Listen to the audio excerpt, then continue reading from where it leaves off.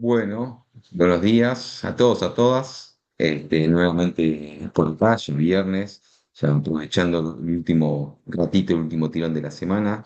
Julio, muchísimas gracias por la presentación, como siempre, muy amable. Te voy pidiendo, ahí veo que está conectado nuestro amigo Lucas Jolías, así si le puedes dar autorización de que pueda compartir luego, no sé si va a compartir o no, pero vamos a ir disfrutando esos temas logísticos. Nada, primero, antes que nada, la idea era rápidamente llevarlos, ¿no? Hacia donde queremos llegar en el día de hoy. Eh, Porque la semana pasada estuvimos con nuestro invitado que fue Giorgetti. Gustavo nos empezó a meter un poquito, nos empezó a entrar a la arquitectura y a los componentes más técnicos de lo que es X-Road, ¿no? Para poder analizar todo lo que es un roadmap realista de la implementación de temas de X-Row dentro del Estado, ¿no? Cómo se lleva adelante. Él nos trajo un poco de su experiencia de implementaciones en distintos organismos y en distintos estados de Latinoamérica, tanto nacionales como subnacionales. Entonces, la idea era un poquito repasar rápidamente lo que Gustavo había visto en la semana pasada, por eso habíamos hablado tanto de lo que es X-Road y habíamos visto un poquito lo que era la interoperabilidad backend, ¿no? Habíamos analizado cuáles eran las implicancias, cuáles eran los problemas, cuáles eran las formas de empezar a trabajar ya desde la parte tecnológica, ¿no? Porque en las sesiones anteriores habíamos analizado primero lo que era la estrategia para implementar interoperabilidad desde lo que es la constitución de la normativa, desde lo que es la gobernanza, pero ya la semana pasada con Gustavo ya entramos más en cómo se empiezan a integrar estas herramientas y en particular cómo se puede llevar X-Row para que por debajo de todas las capas de los organismos tuviéramos esa capacidad de intercambiar información, siempre respetando lo que son o los órdenes que tiene la información respecto a quién es el dueño del dato, quién lo resguarda, cómo se comunican, cómo hacen para entrelazarse, y por eso habíamos visto un poco lo que era una diferencia, ¿no? Entre una integración punto a punto y una arquitectura federada como X-Road, cómo se conecta ese ecosistema, cómo afecta la trazabilidad y la centralidad y lo auditable que puede ser. Habíamos llegado hasta analizar el catálogo de servicios, un caso en particular de la provincia de Mendoza, cómo la provincia de Mendoza en Argentina puede demostrar que tiene servicios de X-Road funcionando y cómo se puede conectar esos servicios desde tanto un sector público como también habíamos visto la integración con el sector privado, ¿no? Y empezamos a ver cómo ese ecosistema de integración o de integrabilidad, como varias veces nos planteó Gustavo, puede ser tanto para el sector público como para el sector privado, ¿no? Y facilitarle, obviamente, todo lo que es la vida del ciudadano con este concepto de One Soul, es decir, si ya lo tengo la información, no se la tengo que volver a pedir. Nos planteó también la ley de Estonia, donde los organismos por ley tienen obligados a no pedir la información a los ciudadanos que el Estado ya debe poseer. Entonces, bueno, ahí mezcló un poquito lo que era la normativa con la parte técnica y por qué esa normativa es tan importante para el desarrollo o la implementación de X-Road, cómo se puede escalar. En fin, digo, estuvimos viendo un poquito de esa arquitectura interoperable, de los componentes que se estuvieron revisando. Primero la autenticación, ¿no? Que antes de cualquier sistema entregue datos necesita saber quién está preguntando, no solo qué sistema, sino qué persona, con qué autorización. Por eso también veíamos la parte de autorización. X-Row se maneja con certificados digitales, con lo cual esa autorización viene a través de un certificado digital, es por eso la necesidad de instalar una PKI. En segundo término, habíamos visto el catálogo de servicios, ¿no? Esto es el menú que podíamos ver de la provincia de Mendoza, ¿no? Digo, donde qué datos se ofrecen, cómo se ofrecen, quién nos puede acceder, cómo nos puede acceder. Digo, sin un catálogo publicado es muy difícil entender qué información hay disponible. Como tercero habíamos planteado el tema del catálogo semántico. Recuerdan que eso era crítico, ¿no? Y muchas veces se ignora, ¿no? Porque el catálogo semántico es lo que me dice de qué estamos hablando cuando hablamos de un dato, ¿no? ¿Qué significa para nosotros ese dato? ¿Qué campos o qué formato tiene que tener ese campo? Digo, la interoperabilidad semántica es tan importante prácticamente como la técnica, por eso también lo habíamos resaltado tanto. Cuarto punto, teníamos la trazabilidad. Cada consulta debe quedar registrada, ¿no? ¿Quién preguntó? ¿Cuándo? ¿Qué datos recibió? Bueno, esto es en base a esas auditorías y esa rendición de cuentas que se necesita. Quinto punto, teníamos el tema de seguridad. Rogue tiene seguridad por diseño. Con cada capa añadida, digo, empieza a agregar más seguridad y es este principio arquitectónico que tiene desde el inicio esta plataforma.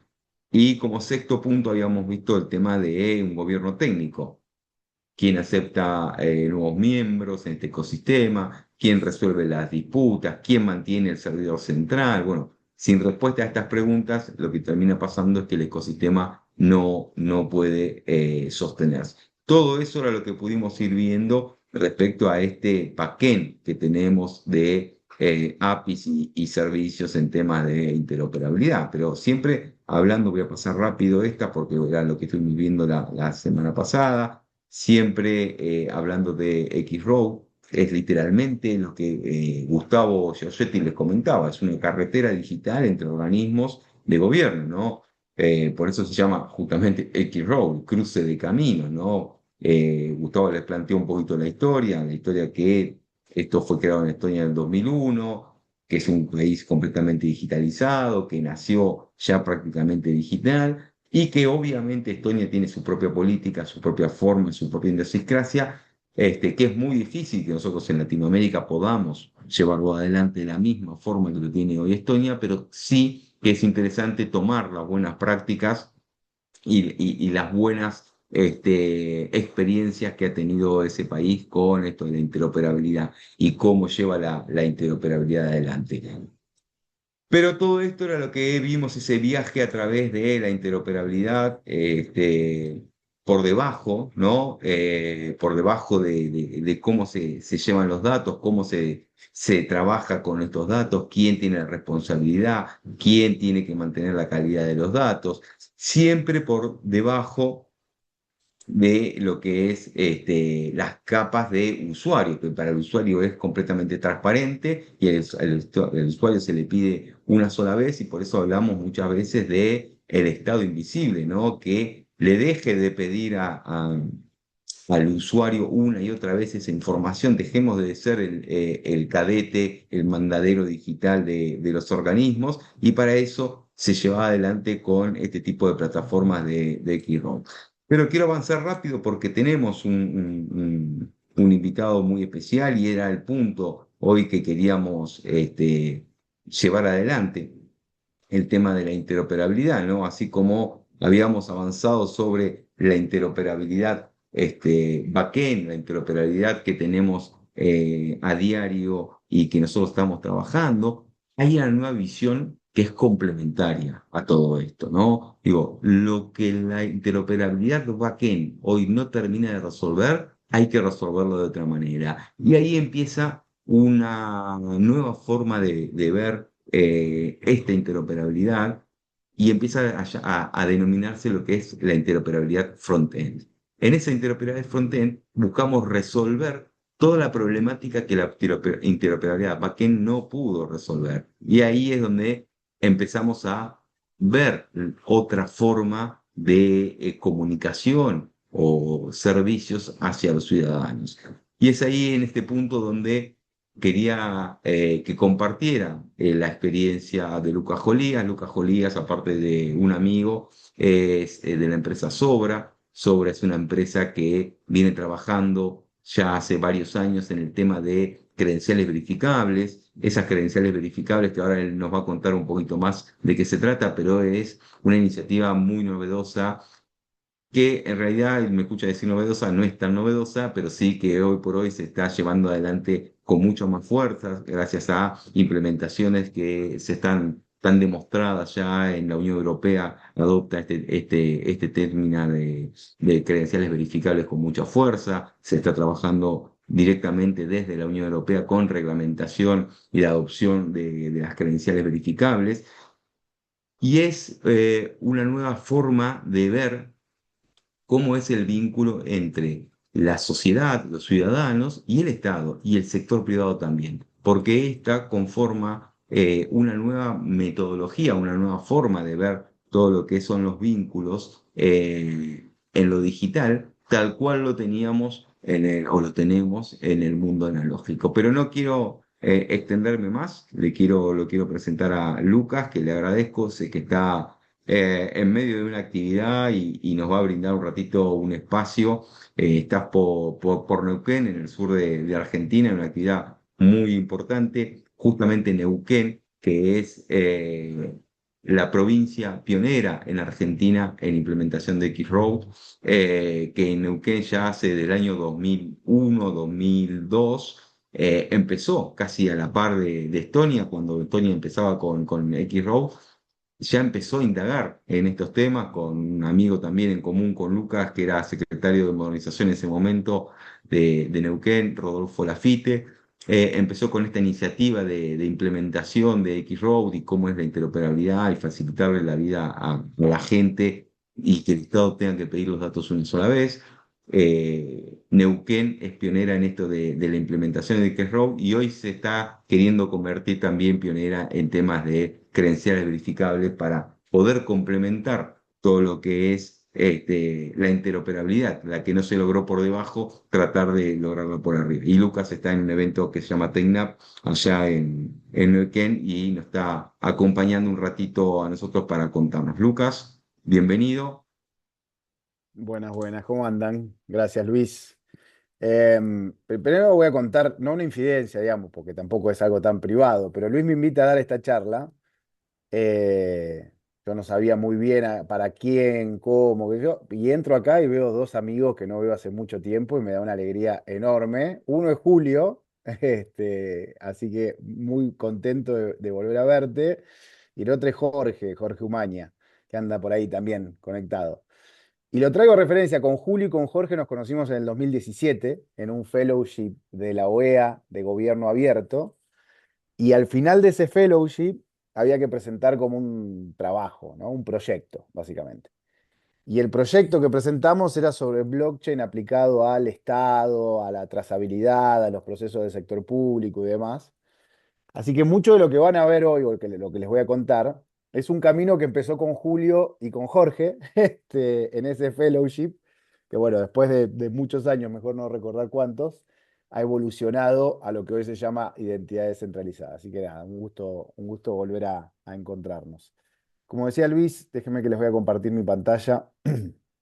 La idea es contarles brevemente, vamos a hacer un pantallazo muy general, sobre un nuevo concepto que no es tan nuevo, eh, pero que pretende cambiar la forma en la cual nos relacionamos en Internet, básicamente, ¿no? Primero con el sector público, cómo nos relacionamos con el sector público, pero después Yo le tiene voy muchas pidiendo a los implicancias. participantes, a la cuestión de que vayan preguntando, en todo caso yo te voy cortando, si Seguro, aparece sí, alguna sí, sí, pregunta en el chat y eso, así vamos haciéndolo dialogado, ¿no? Para no solo totalmente. tan monótono. Es más, vamos a ver si puedo abrir el chat acá, si lo tengo abierto yo también. Esperen, denme un segundito. Acá está el chat. Ahí lo tengo abierto. Así que la idea es, nada, vayan interactuando ahí por el chat sin ningún problema.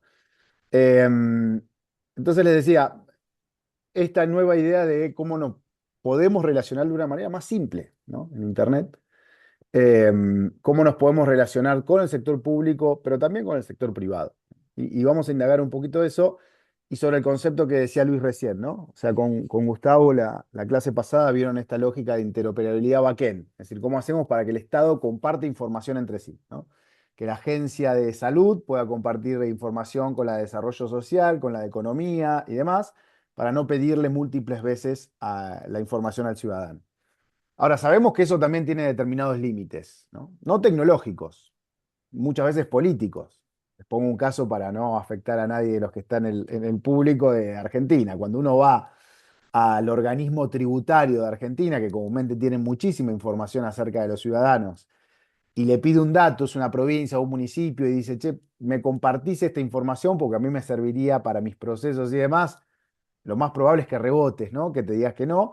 No por un tema nada más tecnológico, muchas veces por temas administrativos, por temas políticos. Entonces, sabemos que el Estado comparta información entre sí es posible, Estonia lo demuestra, también es complejo, ¿no?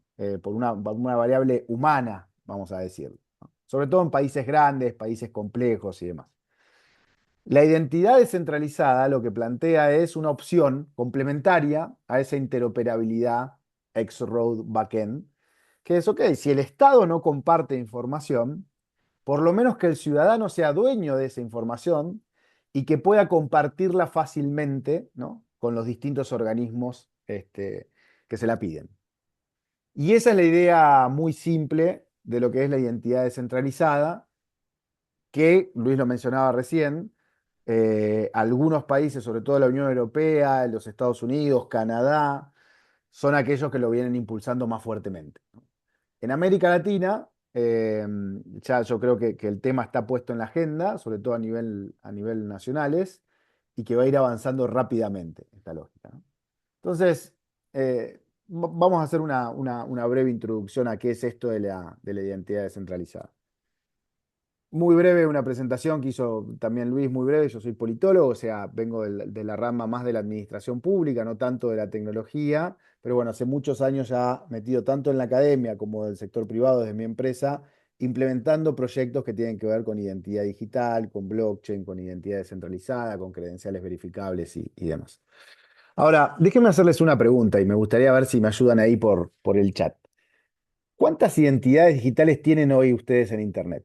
Cuando digo una identidad digital no me refiero a la que me da el Estado, me refiero a cada vez que tengo que poner un usuario y contraseña, que crear una cuenta en una app.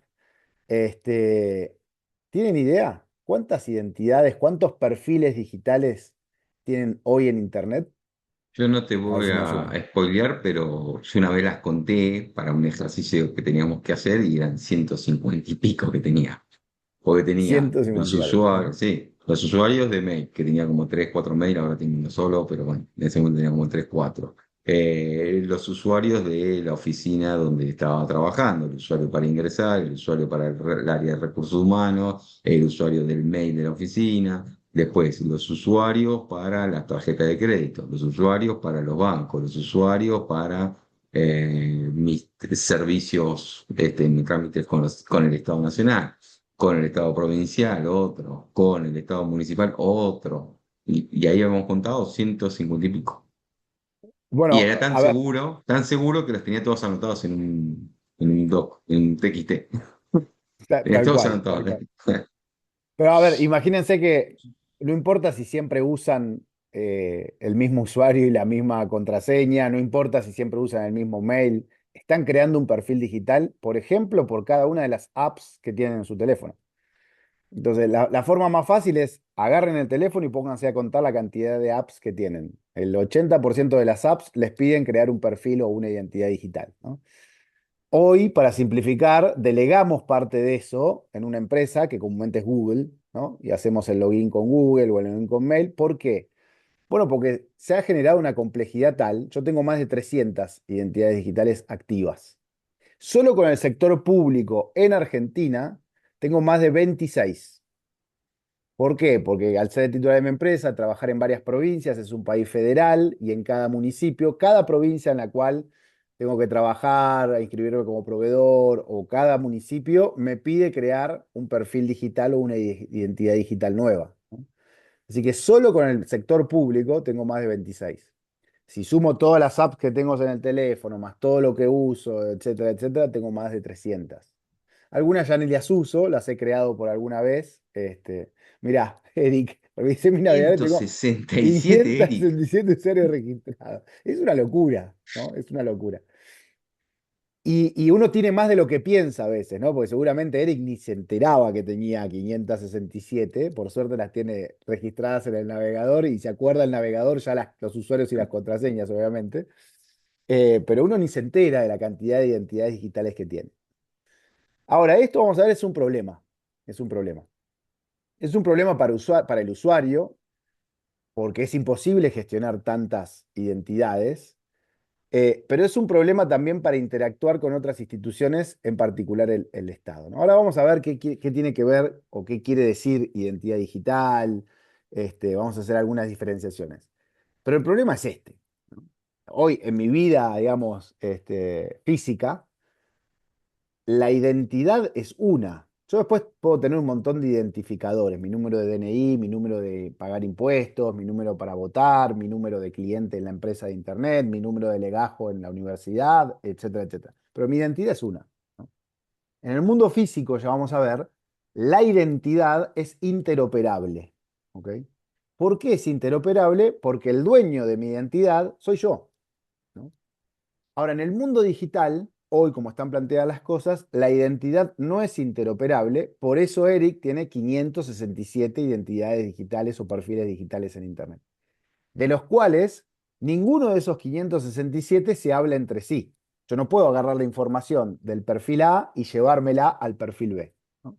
Les pongo un caso muy básico, ¿no? A mí me gusta mucho Twitter, X, y entonces paso mucho tiempo ahí. Ahora, yo no puedo agarrar la información que tengo en X, ¿no? Mis seguidores, es decir, mi capital social que tengo en X, que es parte fundamental de mi identidad, paso un montón de horas por día boludeando ahí adentro de X. Yo no puedo agarrar toda esa información, mis tweets, mis seguidores y llevármelos a otro lugar, ¿no? Esto que decíamos, X-Road te permite eso, que la información vaya de un lado a otro sin fricción. Bueno, en Internet en general no lo puedo hacer. Ahí viene la pregunta de que los contenidos que hay en X son míos o son de X, ¿no? Entonces ya viene una pregunta por la soberanía y demás. Pero el problema está claro, está bien planteado, ¿no? Eric Pobre tiene más de 567 usuarios registrados hoy en Internet. ¿Y esto por qué? Bueno, porque en realidad la web fue evolucionando, ¿no? La web, desde que empieza a hacerse masiva, de mediados de los 90 hasta hoy, no siempre fue igual, ¿no? Fue teniendo diferentes etapas. Por eso hoy hablamos de la web 1.0, la web 2.0 más la web social, la web de las redes sociales, y hoy estamos viendo emerger, vamos a ver, esto es incipiente, una nueva web donde tiene unas características diferentes. Pero ¿qué es lo importante de esta lógica de la web? En que la web, cuando surge sin una capa de identidad. Porque no era necesario. A ver, los que somos más viejitos, recordemos qué hacíamos en Internet en la década de los 90. Y era, ¿se acuerdan que decíamos que Internet era la imprenta del siglo XXI? Mm. Bueno, porque tenía esta lógica de que buscábamos información, eran navegadores, no existían las apps, no existían los teléfonos que tenemos hoy. Utilizábamos la computadora o ingresábamos a Internet para buscar información, principalmente, ¿no? Y después para consolidarla, imprimir algo, etcétera. Entonces, todavía no estamos hablando del boom de las redes sociales, del e-commerce, del e-banking, de todo lo que usamos hoy. Estamos hablando de que cuando surge Internet, básicamente la usábamos para buscar, rastrear, etcétera, información. Entonces, para esa lógica de lo que usábamos Internet, no era necesario tener una capa de validación de identidad. De ahí este meme, digamos, que se hizo muy famoso, es viejísimo, pero en Internet nadie sabe del otro lado quién está, si un perro, una persona, etcétera. Paréntesis, hoy con el tema de los agentes de AI se parece bastante, ¿no? Todavía no podemos diferenciar si hay una persona del otro lado o hay un agente, ¿no? Después vamos a hablar al final de eso. Pero Internet surge sin una capa de identidad. ¿Qué pasa? Cuando avanzamos a lo que podemos hacer en Internet, cuando ya dejamos la década de los 90 y nos adentramos a partir del 2010, 2012, 2015, empezamos a construir una nueva web, que es una nueva web mucho más interesante, déjenme que me voy sí, para atrás, que es la web 2.0. Paso de la web donde yo nada más podía leer, ingresaba a los portales, buscaba información, etcétera, a una web donde empieza a surgir Facebook, Twitter, Instagram, los primeros e-commerce, ¿no? Sí, ya puedo hacer más cosas en Internet. ya no solamente puedo leer, sino que también puedo participar, escribir, ¿no? Los blogs, etcétera, empiezan a surgir en esta web. En esa nueva web, claro, ya necesitamos empezar a validar quién está del otro lado de la... Por lo menos empezar a validar que no hay un perro del otro lado y que hay una persona. Y depende de lo que empiezo a poder hacer, empiezo a necesitar validar de que quien está del otro lado, además de ser una persona, me tengo que asegurar que es Lucas, ¿no? Entonces empezamos a crear muy fragmentadamente sistemas de algún tipo de validación, ¿no? O de autenticación de la persona. Entonces cada empresa empezó a crear los suyos. Ahora, esta web 2.0 es una web que con el correr del tiempo empieza a concentrarse en grandes jugadores, ¿no? Los Google, los Facebook, los Meta, los Amazon, etcétera. Esos grandes jugadores empiezan a concentrar gran parte de la información. Por un lado, esa web 2.0 es mucho más interesante para mí como usuario porque puedo hacer un montón de cosas, puedo ya participar, escribir, acceder, etcétera. Pero por el otro lado también es una web que se va concentrando mucho más en pocas empresas. Y esas pocas empresas son las que empiezan a tomar el tema de validación, que quien está del otro lado no sea un perro. Por eso hoy, seguramente, Eric tiene 567 identidades, pero no se acuerda 567 usuarios ni contraseñas ni demás. Entonces viene lo que se llama el modelo de identidad federado, ¿ok? Que yo delego eso. ¿A quién lo delego? Bueno, a alguno de estos grandes. Es cuando vemos en la web login con Google, login con Apple, login con GitHub, login con digo, bueno, ¿qué hacen los terceros? Confían, ¿no? En Google, en este caso, y el usuario también confía en Google, entonces en vez de crear un usuario, una contraseña nueva más, se lo delego a él. Entonces, Eric tiene 567, seguramente, al igual que yo y la gran mayoría de todos nosotros, de esas 500 identidades digitales, la gran mayoría están delegadas a que las gestione Google, ¿no? Esas identidades. ¿Para qué? Para simplificarme la vida, porque no puedo gestionar estas 500. Pero si me siguen hasta acá, lo que estamos contando es la historia de cómo va evolucionando de una web que no necesita validación de identidad a una web que cada vez más necesitamos saber que quien está del otro lado no es un perro, no es un bot. Entonces creamos esos captcha y tenemos que ver si hay un semáforo, cuántos semáforos hay o cuántos puentes hay, todos esos mecanismos que son muy extraños, pero que en definitiva lo que hacen es asegurarnos que quien está del otro lado es quien dice ser. Entonces, avanzamos en distintos modelos de identidad digital, vamos a decir. El primer modelo de la web 1.0 era un modelo completamente fragmentado, lo podríamos decir la identidad centralizada. ¿Qué quiere decir eso? Que cada sistema, cada app, crea su propio sistema de registro, crea su propio sistema de identidad. Entonces, si yo voy, todavía no estamos hablando del login con Google, login con Facebook y demás. Si yo voy a la app y me quiero dar de alta, me va a pedir el nombre, el apellido, el mail y alguna información más. En el estado todavía vemos mucho de eso. Entonces, si yo voy al municipio A, me va a pedir mi nombre, mi apellido, mi número tributario o cualquier otra información, mi mail, validar el mail. Ahora voy al municipio B, me va a pedir lo mismo. Voy al municipio C, el mismo proceso, ¿no? Entonces, en el estado, así como en un montón de otros servicios privados, existe este modelo de identidad fragmentada y centralizada, ¿no? Cada institución maneja su propio sistema de validación de identidad. Eso lo que nos generó es que Eric tenga 500, y yo también tenga más de 300 identidades digitales, porque con cada institución que quiero interactuar me pide crear una identidad digital. ¿Qué es lo que hay en los últimos años? En los últimos, me atrevería a decir 10 años, pero mucho más fuerte, en los últimos 5 años, empezó a surgir otro modelo que es lo que se llama identidad federada. ¿Qué quiere decir federada? En vez de que ponemos una capa más, ¿no? En vez de que yo me cree una identidad con diferentes para cada una de las organizaciones, bueno, delego, lo que decíamos anteriormente, la creación de esa identidad en un ente, en una empresa que ya tiene mi registro, ¿no? Entonces empieza a surgir que las apps te dicen, bueno, ¿quiere crear su propia identidad acá, su propio usuario y contraseña y demás, o quiere hacer login con Google, ¿no? Entonces delega en Google esa lógica. Los estados han hecho muchos también esquemas de identidad federada. En Argentina, por ejemplo, existe algo que se llama autenticar, que lo que hace básicamente es ofrecer un servicio a los municipios. Dice, che, Lucas ya se registró y validó su identidad con el ente tributario, por ejemplo, ¿no? El ente tributario nacional.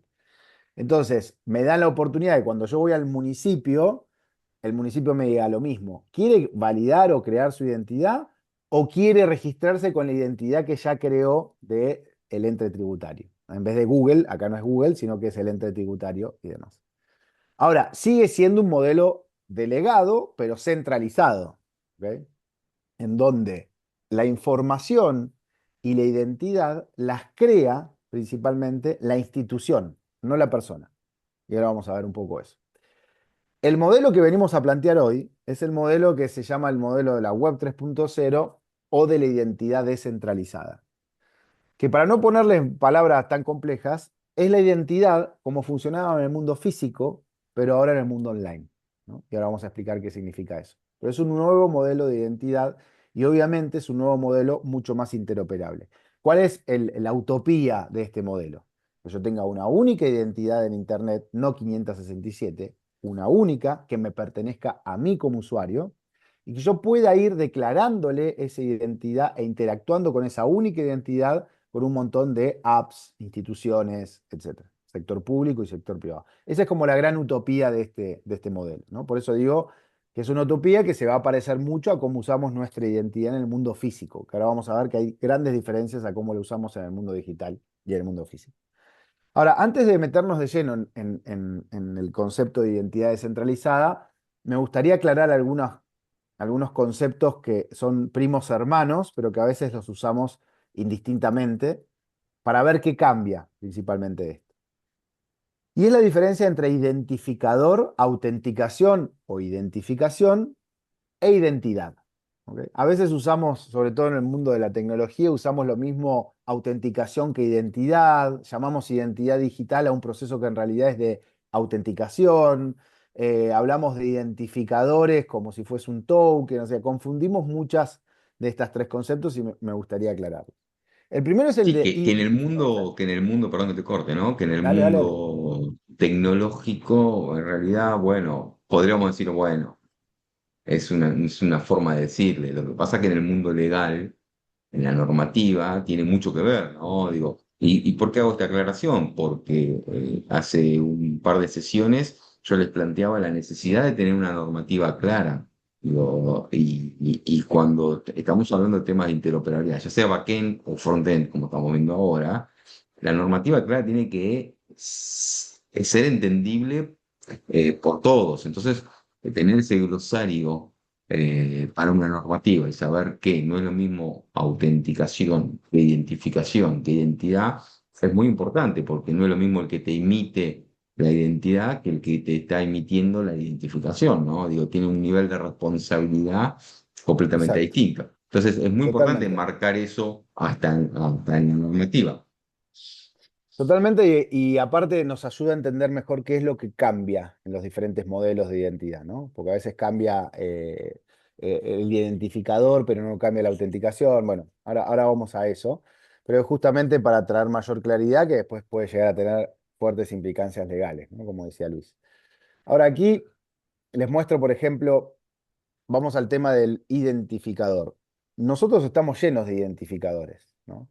¿Cuál es el primer identificador más importante que tenemos? El nombre, Lucas. Lucas es un identificador, ¿no? Que hace referencia a mi persona. Ahora, los identificadores funcionan contextualmente. ¿Qué quiere decir eso? Que hay eh, identificadores según el contexto. Por ejemplo, mi nombre, Lucas, funciona muy bien en el contexto de mi familia, ¿no? Si mis hijos dicen Lucas, yo me doy vuelta y contesto. Si mi mujer dice Lucas, me doy vuelta y contesto.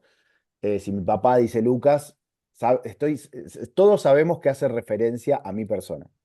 Ahora, el identificador Lucas, por ejemplo, no funciona tan bien en el grupo de mis amigos, porque da la casualidad de que hay otro Lucas. Somos dos Lucas en el grupo de amigos, ¿no? Entonces, si alguien dice Lucas, ¿a qué Lucas? ¿A mí o al otro? ¿No? Entonces no funciona porque una de las características de los identificadores es la unicidad, es decir, tiene que hacer referencia a una única persona y no a otra. Entonces ahí vienen los sobrenombres, que es otro tipo de, de identificador, ¿no? Pelado, cabezón, gordo, flaco, lo que sea, ¿no? Por eso todos los grupos de amigos se suelen manejar con otro tipo de identificadores que son los sobrenombres, ¿no? Pero bueno, después estamos llenos de identificadores, es decir, de números, de palabras y demás que hacen referencia a mi persona. Los más burocráticos, los más formales son los que me da el Estado. Por ejemplo, en Argentina, no en todos los países, pero en Argentina tenemos el número de DNI, ¿no?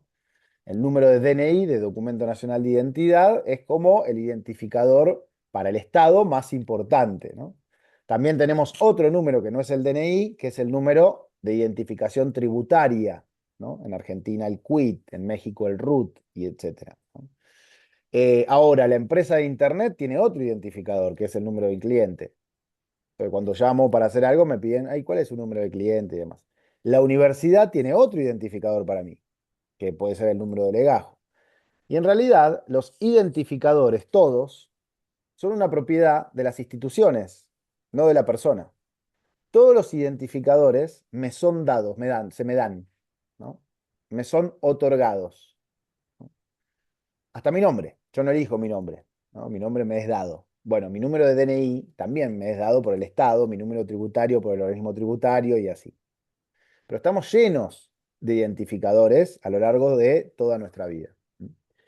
El segundo concepto tiene que ver con la autenticación, que en el mundo físico no se le daba tanta bola, digamos. La verdad que en el mundo físico la autenticación era te miraba, sabía que era yo, también es contextual, digamos. Mi familia sabe que soy Lucas y si mañana aparece Luis por la puerta y dice, hola, soy Lucas, mi familia le va a decir, no sos Lucas, ¿no? Sos otra persona. Lucas no tiene tantas canas, le van a decir. Pero entonces no era tan importante porque la presencia, ¿no? La validación física era el principal, a través de los sentidos, era el principal método de validación. Ahora, en el mundo online, donde no te estoy viendo, donde tengo que saber que del otro lado hay una persona y no un perro, etcétera, empezamos a crear un montón de mecanismos de autenticación. El que más se usa hoy, por ejemplo, es el reconocimiento facial, la biometría, pero también el reconocimiento de voz. Yo para prender mi compu, ahora yo tengo una compu que le tengo que meter la huella dactilar acá. Para activar el teléfono también tengo que poner mi cara o poner mi huella o una clave. Son todos mecanismos que hemos creado en los últimos 20 años, 15 años, no hace décadas, para asegurarnos que quien está del otro lado es quien dice ser, ¿no? Eso es lo que llamamos comúnmente autenticación o identificación. Y por último, el concepto de identidad. Acá, digamos, nos podemos poner muy filosóficos, y la identidad la podemos abarcar desde diferentes disciplinas, digamos, desde la antropología o la psicología, hasta la ciencia política, ¿no? Para el Estado, que es lo que estamos hablando acá, vamos a tomar un concepto que es muy burocrático, pero que funciona muy bien dentro de la lógica del Estado. Para el Estado, la identidad, en definitiva, si la definimos burocráticamente, es la acumulación de credenciales a lo largo del tiempo. Ejemplo, ¿qué es lo que dice que yo soy papá de mis dos hijos? Que se parecen a mí, bueno, en realidad se parecen más a la madre, así que por suerte no, que Luis da fe de eso, que me dicen papá, que compartimos un ADN. No, nada de eso para el Estado dice que yo soy papá de mis hijos. Lo que dice que soy el papá de mis hijos para el Estado es una credencial, es el certificado de nacimiento o de adopción, ¿no? Entonces yo puedo tener otros genes con mis hijos porque los adopté y sin embargo ser el padre. Entonces, para el Estado, lo que dice en última instancia que yo soy papá de mis hijos es un certificado de nacimiento, ¿no? ¿Qué es lo que dice que yo soy politólogo? Que puedo saber más o menos y dar una charla sobre burocracia, ¿no? No, no. Básicamente para el Estado lo que dice que soy politólogo es el título universitario, una credencial. ¿Qué es lo que dice que soy el dueño de mi auto? Que tengo la llave, no, una credencial, la tarjeta verde le decimos en Argentina o lo que sea, ¿no? Y así con todo. En definitiva, algo importante de la identidad es que yo tengo siempre que demostrarle a terceros determinados atributos de mi identidad. que soy politólogo, que soy papá, que tengo un auto, que tengo una empresa, etcétera. Y esto es muy importante porque al momento de hacer trámites con el Estado, entre el 70 y el 80% de la información que nos va a pedir el Estado para iniciar ese trámite es información para validar cosas acerca de mi identidad. Hagan este ejercicio, pónganse a ver cualquier estado, cualquier trámite Y del cosas que por Estado. ahí hasta te la dio el Estado, ¿no? Seguramente, ¿no? Ahí ya vamos ¿Mm? al otro que hablaba en la clase Sí, pasada, sí. ¿no? O sea, me estás pidiendo información que yo ya te la di, etcétera. Pero agarren Ujú. cualquier trámite y pónganse a ver el formulario, los requisitos, la información, los papeles que le piden ese trámite. Y en su gran mayoría es información o datos que dicen cosas acerca de mí, que tengo un permiso para, que tengo una habilitación para, que soy el titular de mi empresa, que tengo poderes para firmar o hacer tal cosa, etcétera, etcétera.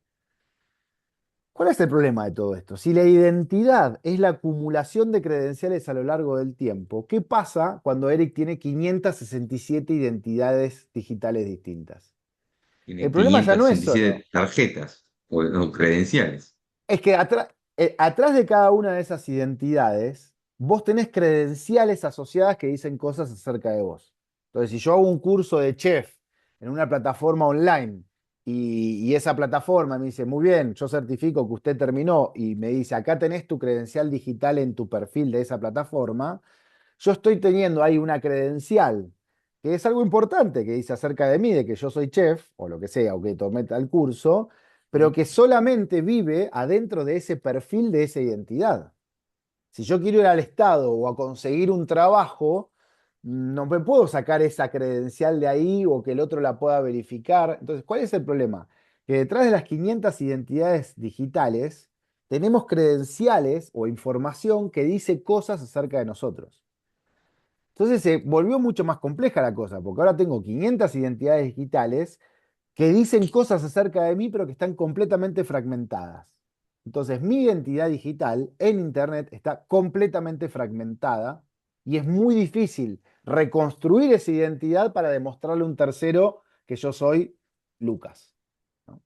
Entonces, este es el problema al cual se enfrenta hoy la identidad digital, ¿no? ¿Por qué? Porque antes, digamos, antes ¿cuál era el problema? Hacer colas, ¿no? En los trámites físicos el problema era estar una hora haciendo una fila para poder hacer un trámite, ¿no? Entonces ahora dijimos, buenísimo, eso lo solucionamos porque ahora el trámite es digital. Bueno, pero ahora tenemos otro tipo de fricción, que es que yo tengo que pasar, primero que recolectar la información por esas 500 identidades diferentes, y lo segundo, que seguramente tenga que pasar por diferentes procesos de autenticación reiteradas veces, que son las colas o las filas del mundo moderno. Cada vez que yo voy al banco A, vamos a poner nombre y apellido, yo acá en Argentina voy al Banco Santander. Entonces le digo, Banco Santander, yo quiero ser cliente de usted. Ah, perfecto, pero primero tengo que saber, verificar de que usted es Lucas. Bueno, dale. Entonces tengo que completar un formulario, me dicen, bájese esta app, mire a la cámara, sonría, guiñe un ojo, mueva la cabeza, salte en una pata. Me hacen hacer un montón de cosas ridículas, entre comillas, para verificar que soy yo. Bueno, ahora descargues el token y ahora agarre esto. Bueno, listo. Pasé por ese proceso tortuoso de Sí, muchas de las autenticación. cosas que hoy con la inteligencia artificial ya se están pudiendo hacer, ¿no? También. Muchas de esas pierden validez, ¿no? Vamos un poquito más Ujú. para atrás. Todo lo que es reconocimiento facial hoy, frente al avance de la inteligencia artificial, está muy puesto en duda. Reconocimiento de voz ni hablar, biometría conductual también. Bueno, los métodos que creamos en los últimos 10 años están entrando en crisis.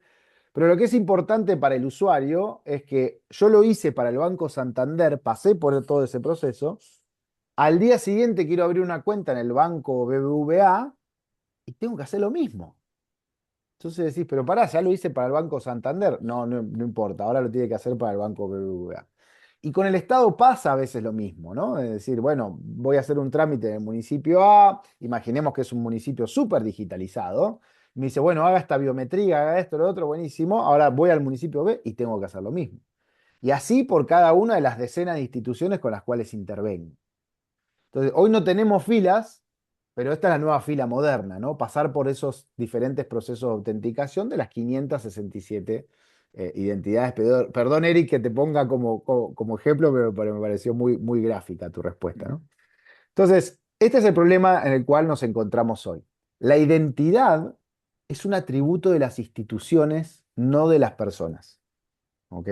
Como lo tenemos hoy, el modelo de identidad digital, ¿por qué es un atributo de las instituciones? Porque las instituciones son las que me dicen, primero la que me dan mi identificador, la que yo me tengo que someter a los procesos de validación, la que controlan mi identidad. Yo no controlo mi identidad digital. De vuelta, para no poner ningún ejemplo del Estado. Mi identidad, imagínense que yo fuese un youtuber exitoso, un influencer exitoso. Y mañana YouTube dice, no, Lucas, qué sé yo, lo que sea, no cumple con las políticas de no sé qué, y me da de baja la cuenta. Gran parte de mi identidad no era mía, era de la plataforma. Me deja sin trabajo del día a la mañana, por ejemplo, ¿no? Y esto que suena muy drástico pasa todos los días. Lo mismo con el Estado y con todo el problema de los indocumentados y demás, ¿no? O sea, la identidad, y sobre todo la identidad digital, es un atributo o una exigencia de las instituciones y no un atributo de las personas. ¿Qué intenta Lucas, hacer Sí, dale.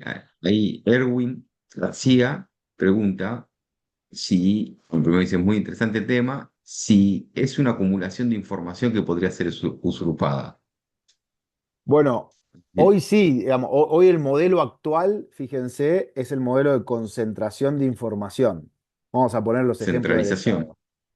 Claro, vamos a poner los ejemplos de los estados bueno, me refiero al Estado argentino, que es el que mejor conozco, Ujú, pero en Costa Rica, en Guatemala, en cualquier otro lugar pasa exactamente lo mismo. Nosotros acá tenemos los registros civiles, que son los que te otorgan la identidad física, y en muchos países los registros civiles, en nuestro caso el RENAPER, son también los que te entregan la identidad digital. Ahora, es un modelo de acumulación de información. ¿Qué quiere decir? Que ese organismo concentra toda la información posible acerca de Lucas para después sí brindársela y demás. Pero ese modelo de concentración es extremadamente peligroso. ¿Por qué es extremadamente peligroso? Porque es una tentación muy grande para robarla. Cuanto más información concentro, más incentivos a hackers, etcétera, a que accedan a esa información. ujú. El modelo descentralizado, de la identidad descentralizada, justamente lo que ataca es eso, es la no concentración de información, sino que sea el usuario quien lleva y el dueño de tu propia información. ¿Te pueden hackear a vos, Erwin? Sí, te pueden hackear a vos, pero solamente te pueden hackear a vos y robarte tu propia información. Distinto es que si hackean al RENAPER, se llevan la información de 40 millones de argentinos, ¿no? Entonces, ¿Qué ha pasado, no? Digo que es uno de los todo el tiempo. circuitos de negocio ilegal más grande que hay en la Deep Web hoy, ¿no? Vender bases de datos con información de identidad de los ciudadanos de un país, ¿no? Puedes entrar a Y la Deep Web y aparte, encontrar la base de datos de salud, el registro de la propiedad, el registro de las personas y demás.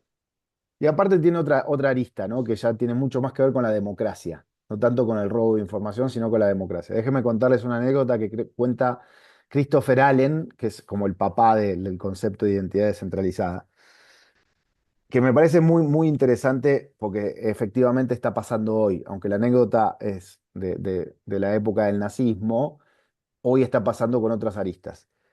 Christopher Allen dice, hubo algo muy interesante desde el punto de vista estadístico y muy trágico desde el punto de vista humano, que fue que en los Países Bajos, en Holanda, el nazismo cuando invade logra reducir, eliminar al 75% de la población judía de Holanda. Y si uno va a otros países, Francia, por ejemplo, esos números son muchísimo menores.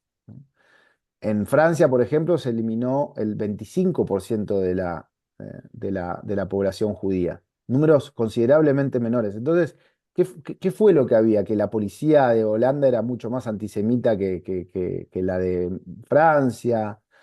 Y no, la clave estuvo en que Holanda tenía un registro civil hipermoderno que claro, en épocas democráticas le sirvió, por ejemplo, en la crisis del 30 para hacer un muy buen asistencialismo.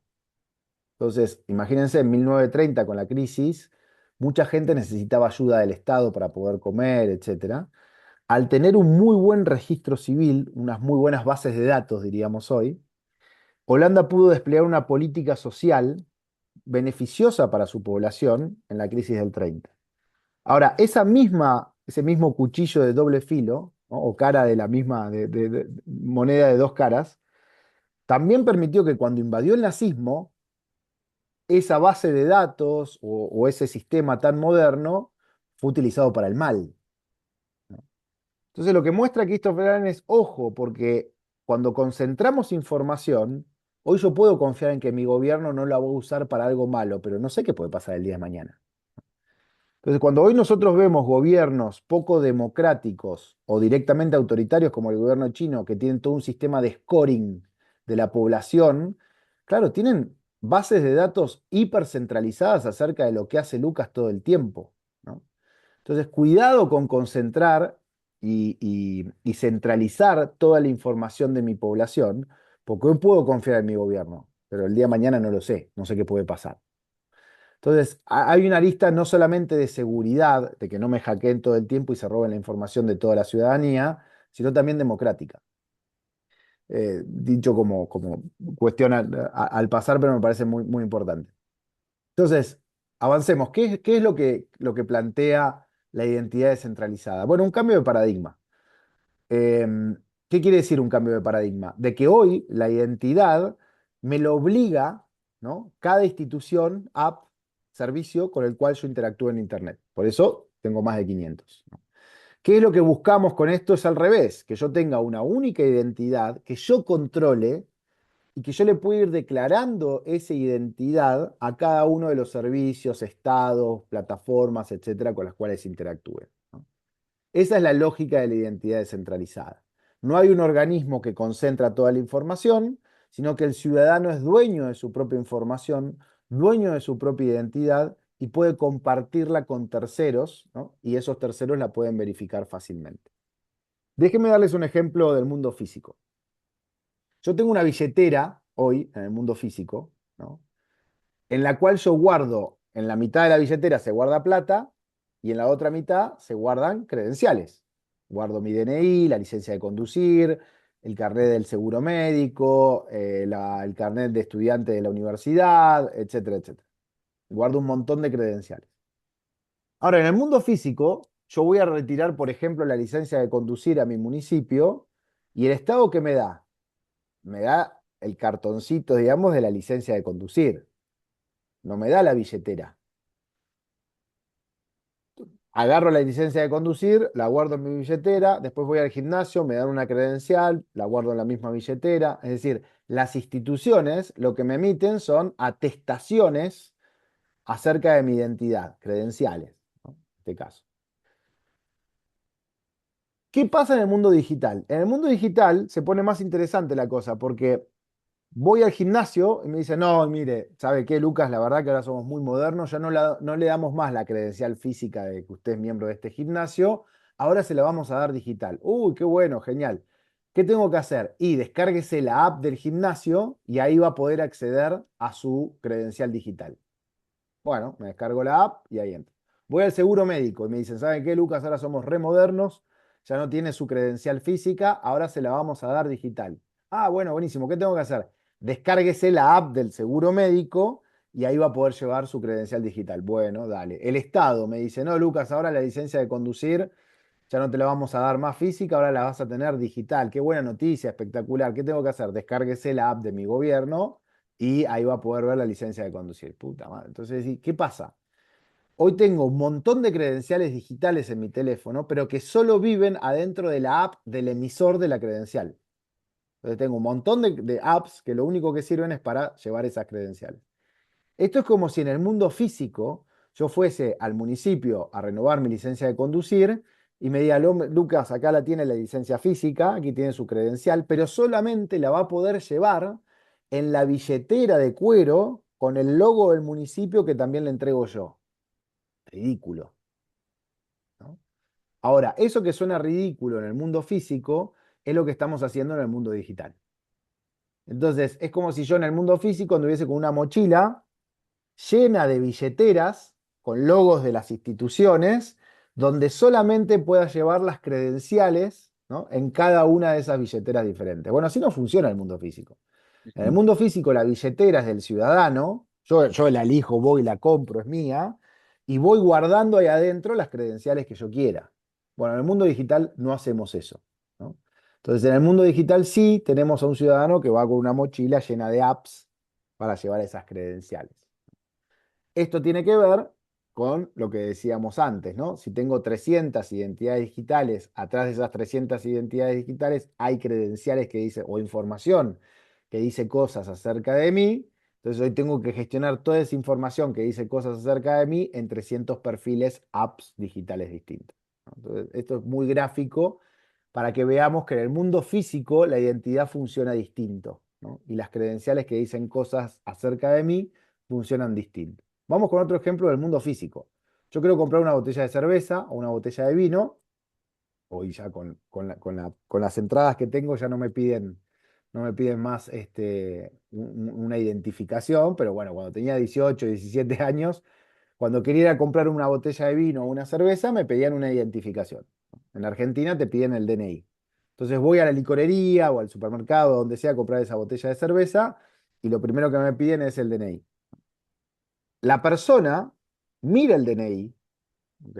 Que lo emitió el RENAPER, el Registro Civil en Argentina, lo mira, constata mi edad, mira de que no sea muy falso, ¿no? Todos hemos falsificado DNIs para entrar a la discoteca cuando éramos jóvenes, y a veces nos agarraban y a veces no y demás, pero básicamente miran la credencial.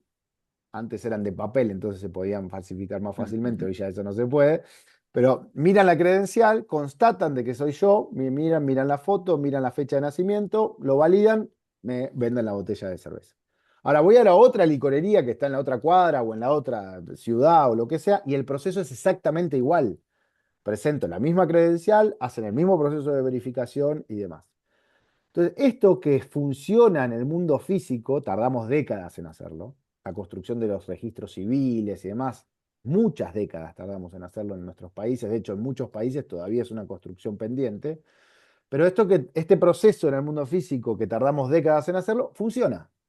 Y lo que es más importante, es fácil para el ciudadano. ¿Tiene sus problemas? Sí, como decía antes. Yo antes, cuando el DNI era de papel, y le cambié un numerito, agarraba el de mi hermano que nos parecemos en la foto que se sacó hace 10 años y trataba de cambiarle algo. Tiene sus problemas, ¿no? Pero es un modelo que funciona, ¿no? Y que ha funcionado.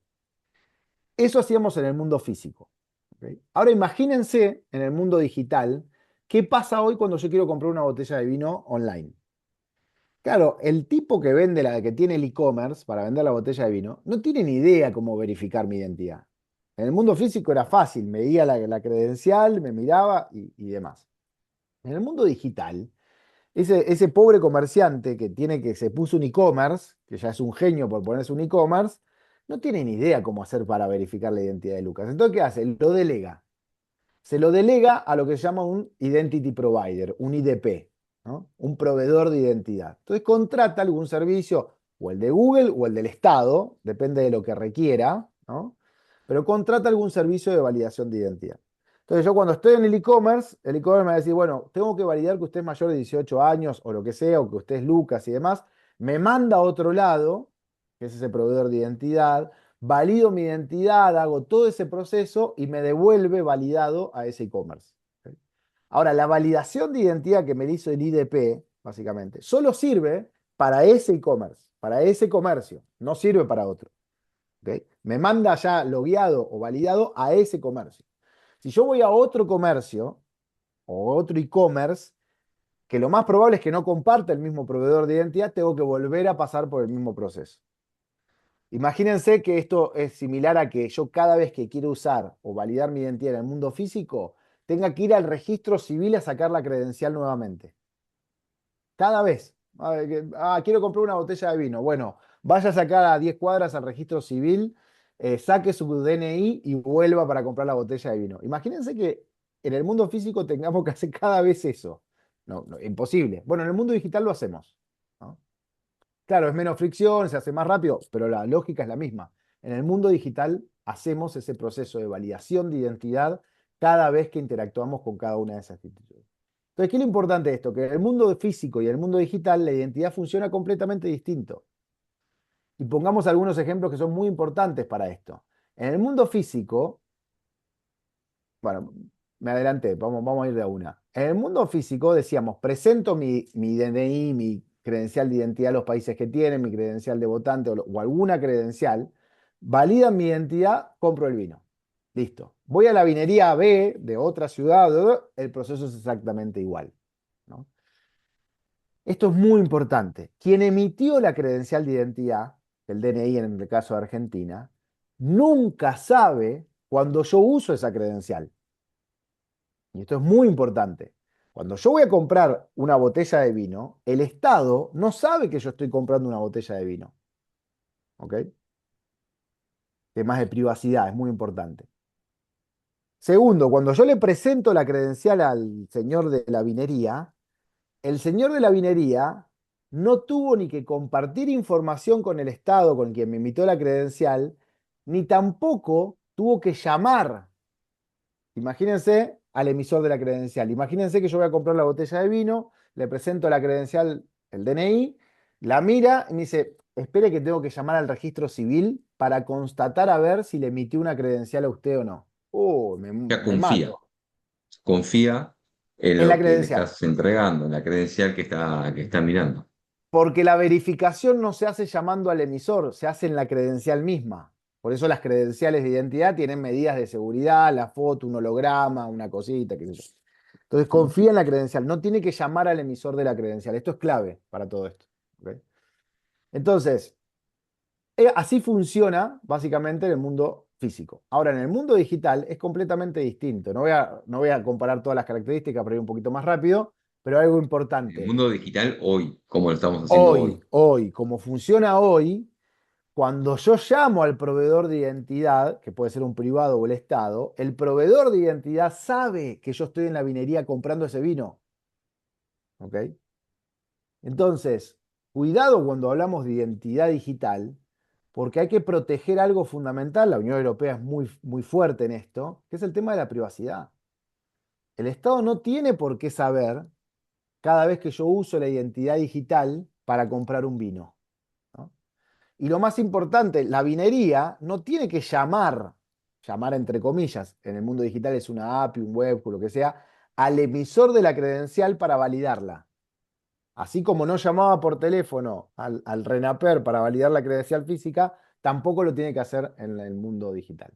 ¿Ok? Entonces, hoy, como estamos hoy, en el mundo físico, el uso de la identidad es simple, en el mundo digital es hipercomplejo. ¿Qué es entonces, con todo esto que acabamos de explicar, la identidad descentralizada? La identidad descentralizada plantea algo muy simple, que es esto del triángulo de la confianza. En cualquier lógica de identidad, en cualquier interacción, siempre hay tres jugadores, tres actores. ¿Ok? El primero es el que emite la credencial, que puede ser el Estado, una universidad, un banco, un privado, mi gimnasio. Cualquiera puede ser. Esa credencial o ese emisor está diciendo atestaciones acerca de mí. Está diciendo que Lucas viene a este gimnasio, que Lucas tiene una obra, un seguro médico, que Lucas tiene tal cosa, etc. Esos son los issuers, los emisores de información o de credenciales acerca de las personas. ¿Ok? El segundo actor es la persona, el holder, el que recibe la credencial, el dueño de la credencial. ¿Ok? Porque la credencial no es del emisor, la credencial es de la persona, porque esa credencial está diciendo cosas acerca de mí. ¿Ok? Por eso todas las leyes de protección de datos personales apuntan a eso. ¿El dato de quién es? De la persona, no de la institución. Bueno, la credencial de quién es? De la persona, no de la institución. Entonces, los holders, los poseedores de las credenciales, en este caso las personas. Y después tenemos un tercer actor que son los verificadores. ¿Ok? Aquellos que necesitan validar esa información y esas credenciales que dicen cosas acerca de mí. Por ejemplo, un empleador, para poner un solo ejemplo, el mismo Estado al momento de hacer un trámite, un banco, lo que sea. Este es el triángulo de la confianza, se llama, que es clave para entender cómo funciona la identidad descentralizada. En el mundo de la identidad descentralizada, es un esquema de PKI, pero descentralizado. ¿Por qué? Porque los emisores tienen, déjeme que me adelanto, me adelanto un cachito, después luego para atrás para que se entienda mejor. Ese triángulo de la confianza, hay tres cosas que son claves. Uno, son las billeteras de identidad. Las billeteras de identidad es lo que le permite al ciudadano llevar sus credenciales de múltiples organizaciones. El segundo componente es un identificador descentralizado, lo que se llama un DID, ¿ok? Que comúnmente lo generan criptográficamente las billeteras, pero que ese DID, el acceso, la llave, la clave es una clave pública ese DID básicamente, la clave privada para acceder a ese DID solamente la tiene la persona, ¿ok? Y el tercer componente son las credenciales verificables. Bien, que son credenciales que así como el DNI físico, su verificación está en un proceso de la credencial en sí. No tengo que llamar al emisor de la credencial. Está en el proceso de verificación de esa credencial en la credencial misma. ¿Ok? Entonces, estos son los tres componentes más importantes de un esquema de identidad descentralizada. ¿Cómo funciona este esquema? El emisor de la credencial o de la información emite la información y la firma, ¿ok? Con su clave privada, con su llave, firma esa credencial, ¿ok? Y asocia esa credencial al DID, al identificador de la persona. Entonces, yo soy una persona, voy al Estado, le digo, hola, ¿qué tal, Estado? Usted tiene un montón de identificadores míos, el QUIT, el DNI, etcétera, etcétera. Por favor, anote este DID, este identificador, que es mío en este caso. ¿Ok? ¿Para qué? Para que cada vez que me tenga que mandar una credencial, me la mande asociada a ese identificador.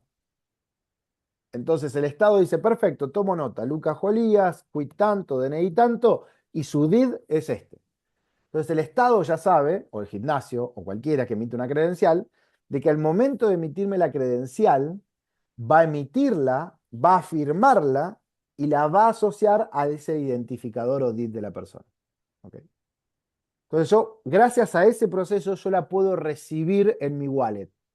De vuelta, la billetera del mundo físico la elegía yo. Bueno, las wallets también. El usuario tiene que tener la posibilidad de llevar las credenciales donde quiera, ¿no? Ahora, una vez que yo recibí mis credenciales, que tengo mis credenciales acá, tengo que ir a algún lado a verificarla, ¿ok? Tengo que presentarla en algún lado esa credencial. Al momento de presentársela a la vinería o al empleador o cualquiera, yo también voy a firmar esa credencial. ¿Ok? Eso se llama prueba de posesión. ¿Qué quiere decir? De que la firmó la credencial el emisor, ¿ok? De hecho, fíjense, en el DNI, ustedes tienen la firma, en el DNI físico, bueno, perdón, en sus países no recuerdo si hay o no, pero bueno, comúnmente en todas las Ujú. credenciales, Sí. tienen la firma del director o del político a cargo de ese organismo y tienen la firma de ustedes. Están las dos firmas, los dos garabatos, digamos, en ese DNI, ¿no? Entonces yo puedo constatar de que está la firma del titular del organismo que emitió esa credencial y mi firma, mi propia firma. Bueno, acá es lo mismo, es exactamente igual. Obviamente que estas son firmas criptográficas. Entonces, al momento de presentar la credencial, yo firmo esa credencial. ¿Ok? Todo esto que es muy técnico y demás, el usuario ni se entera. Ahora vamos a ver cómo funcionan con ejemplos reales. ¿Bien? No sé si me siguen hasta acá, voy medio rápido, pero bueno, me queda poquito tiempo. Pero así es la lógica de cómo funcionan lo que se llama la identidad descentralizada y las credenciales verificables. Decíamos, a través de estos tres componentes principales. Ahora, ¿qué se logra con esto? Se logra de que separamos la app del contenido de la app. Decíamos, hoy en el gimnasio o en el seguro médico es lo mismo. Está la app y la credencial adentro de la app son iguales. Yo no puedo sacar esa información de la app. Al hacer esta estructura que mencionaba anteriormente, lo que me permite es separar la data de la app, del contenedor de la data, en este caso la wallet. Entonces, por un lado tengo las wallets, que son contenedores de información, y por el otro lado tengo la información, tengo las credenciales. Entonces, el Estado, la empresa, la universidad emiten credenciales, ¿ok? Que yo las puedo llevar en el contenedor que yo quiera y que yo decida. Por eso son portables, por eso también se le dice identidad digital portable, porque yo me la puedo llevar de un lado a otro. ¿Se acuerdan en Twitter? Yo no me puedo llevar mi información de Twitter de un lado a otro. Vive solo adentro de esa app, ¿no? Bueno, en este mundo de la identidad descentralizada, sí, yo me puedo llevar mi información y mis credenciales, ¿ok? De un lugar a otro, por eso son mías. Por eso el otro concepto que van a ver no es identidad descentralizada, sino identidad autosoberana, le dicen algunos, ¿no? ¿Por qué? Porque el dueño de la información es la persona y la persona decide hacia dónde se lleva esa información y demás. Para finalizar, y nos vamos y les muestro cómo funciona un poquito esto. Hoy nosotros en los estados tenemos un montón de iniciativas de identidad digital, de carpetas únicas, de apps que intentan centralizar la información del ciudadano. En Argentina tenemos Mi Argentina, en Uruguay está Clave Única, en México Llave MX y en todos los países hay alguna iniciativa similar. ¿En qué se diferencia este modelo de esas iniciativas? Bueno, básicamente esas iniciativas necesitan concentrar la información del ciudadano para disponibilizárselas en un único lugar, ¿no? Entonces, imagínense que yo soy un municipio de Argentina y quiero que mi información de Lucas, del municipio que el municipio tiene acerca de Lucas, se vea en Mi Argentina. Tengo que hacer un acuerdo con la nación, ¿no? Con la presidencia, compartirle bases de datos, ¿no? Para que la presidencia pueda concentrar toda esa información y disponibilizarla en Mi Argentina. Ese es un modelo que, sobre todo para países grandes, federales y demás, es muy complejo porque tendríamos que tener un modelo absoluto de X-Road, ¿no? De interoperabilidad entre los 2.200 municipios, cada uno de los organismos descentralizados, las 24 provincias. Es bastante complejo. Y lo otro, tendrían que compartir información entre todos. ¿Por qué se le dice interoperabilidad front-end al modelo de identidad descentralizada? Porque en este caso lo que hacen los organismos es emitir información con determinado estándar, con determinada estructura, ¿ok? Pero no tienen que compartir información entre sí. Solamente la emiten y quien concentra la información es el propio dueño de la información, que es el ciudadano. Y es lo mismo que en el mundo físico. Yo tengo mi billetera física y tengo el carnet de la obra, del registro del seguro social, el del gimnasio, la credencial de conducir y mi DNI. ¿Ok? Tengo 4 credenciales, imaginen. Ahora, ninguna de esas 4 instituciones en el mundo físico tuvo que compartir información entre sí, ¿ok? Para que yo pueda llevar las 4 en mi propia billetera. El gimnasio no le tuvo que compartir información al registro civil para poder emitirme la credencial del gimnasio. Entonces, esos 4 organismos no tuvieron que compartir información. El que concentra la información en mi propia billetera soy yo, el usuario. El registro civil sabe que me emitió una credencial de identidad a mí, a Lucas, pero no sabe que yo tengo una credencial de gimnasio en mi billetera. ¿Ok? Entonces, no tuvieron que compartir información y el único que sabe toda la información soy yo. Ahora, ¿qué tuvieron que hacer esos 4 organismos para que yo pueda llevar mis credenciales en una billetera? Tuvieron que seguir un estándar, un protocolo, que en el mundo físico es el tamaño de la credencial. ¿Por qué no puedo llevar mi título universitario en la billetera? Porque las universidades tienen un estándar distinto que te entregan un papelote así de grande, no sé, para que la gente lo cuelgue en la pared. Pero a mí me gustaría más que el estándar de la universidad y mi título universitario pueda ser así chiquitito y yo lo pueda llevar en mi billetera. Entonces cada vez que necesito te muestro mi título, ¿no? Bueno, lo que tuvieron que hacer es seguir un estándar. ¿Ok? En la identidad descentralizada funciona igual. Todas ellas no tienen que compartir información entre sí.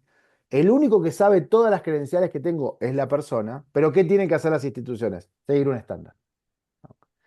Ese estándar le va a permitir a cada una de esas instituciones emitir credenciales, ¿ok?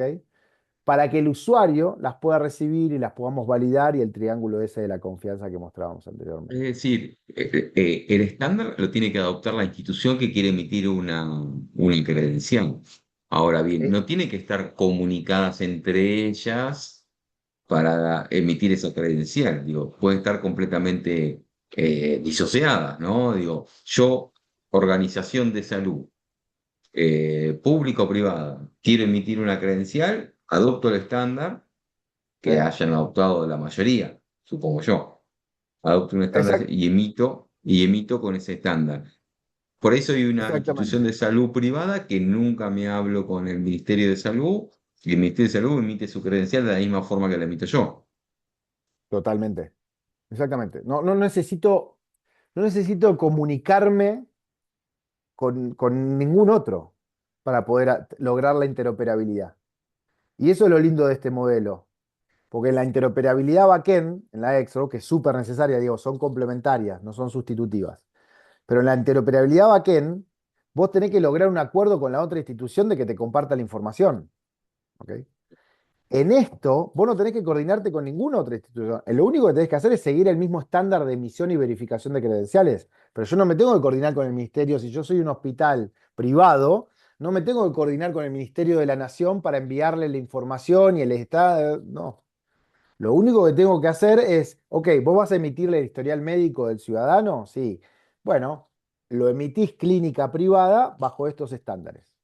Nada más. Y estas credenciales yo las llevo, las porto dentro de una billetera, ¿no? Exactamente, Esa exactamente. billetera, ¿a quién me la da?